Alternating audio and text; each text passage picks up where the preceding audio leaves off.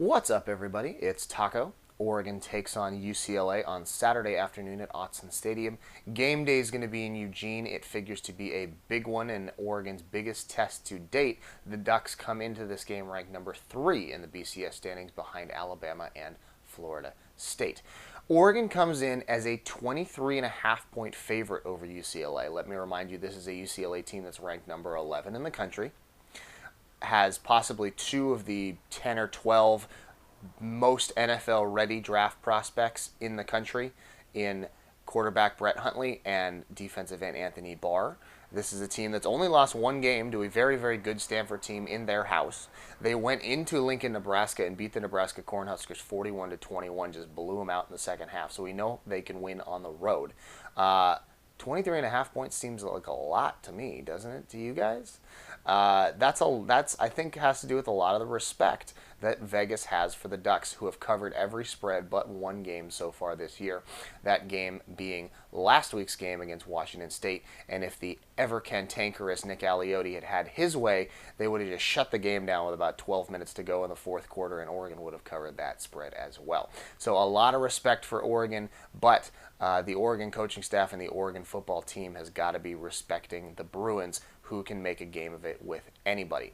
On offense, they're led by quarterback Brett Hundley, who is really the first dual-threat quarterback that Oregon has faced so far this year. You look back to the quarterbacks that Oregon has gone up against: David Watford at Virginia, statue; Justin Worley at Tennessee, no threat to run whatsoever; Jared Goff, Connor Wood, Connor Halliday, they're not going anywhere. Keith Price can run a little bit, but you're not going to cater your offensive game plan to the fact that he can use his legs and has breakaway speed, because he just doesn't have breakaway speed. His skills are his arm, his accuracy, and many other things that aren't running the football.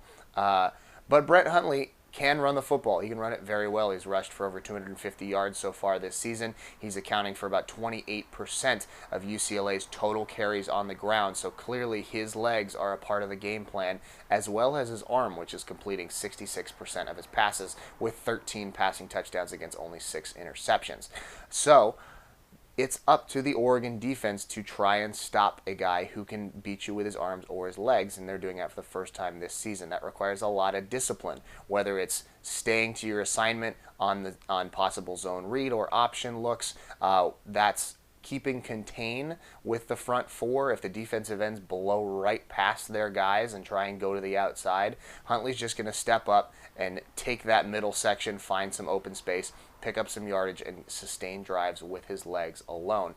So Oregon's defensive line has got to stay within themselves, hold the pocket, keep Brett Hundley from getting outside. Linebackers, stay in your gaps. Good, disciplined assignment football, and you should be able to neutralize that threat, especially with a secondary that is red hot right now.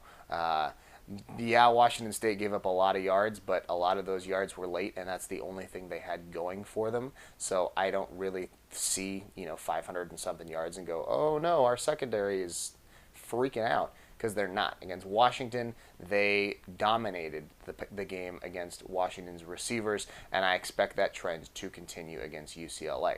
As far as the rest of UCLA's offense is concerned, running back Jordan James, still unclear whether he's going to be back.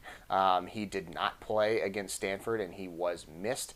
UCLA's offensive line is a little bit banged up. They're going to be starting a true freshman at right guard.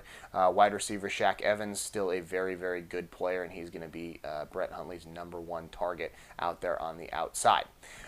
Stay tuned to AddictedToQuack.com all week for Oregon UCLA news and analysis, and check us back here on Friday when I take a look at the UCLA defense and how Oregon's offense can look to attack them, and I'll give you my game prediction. For AddictedToQuack.com, this is Takimoto. Go Ducks.